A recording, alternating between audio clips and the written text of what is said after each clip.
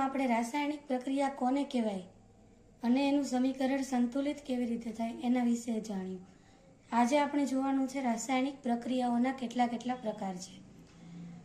આજે ખાલી બેઝિક પ્રકાર અને તેનું નામ પરથી તેને કેવી રીતે આપણે સમજી શકીએ એ આપણે જોશું. તો રાસાયણિક પ્રક્રિયાઓ એના મુખ્ય કેટલા પ્રકાર છે? 4 પ્રકાર: સંયોગીકરણ, વિઘટન, વિસ્થાપન અને દ્વિવિસ્થાપન. સંયોગીકરણ એટલે શું?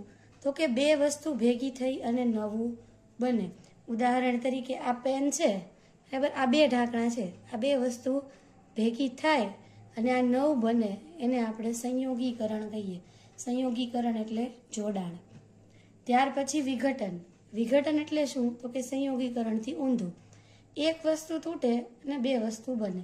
આ એક વસ્તુ પેન છે એને તોડી નાખીએ, હવે બે વસ્તુ બની ગઈ. આને કહેવાય વિઘટનની પ્રક્રિયા. ત્યાર પછી વિસ્થાપન પ્રક્રિયા એટલે શું? વિસ્થાપન એટલે વસ્તુની જગ્યા છે તે બદલવી. વસ્તુની જગ્યા બદલવી એટલે શું?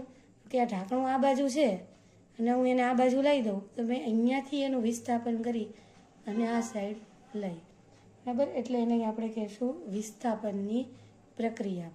તો પહેલું સંયોગીકરણ કે જેમાં બે વસ્તુ ભેગી થઈ અને નવી વસ્તુ બને.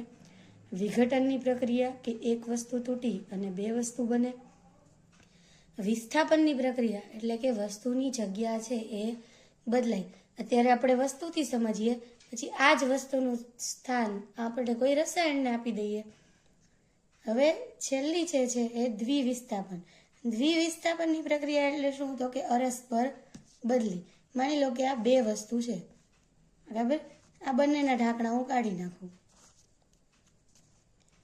આનું ઢાંકણું આમાં લગાવું અને આનું ઢાંકણું આમાં લગાવું.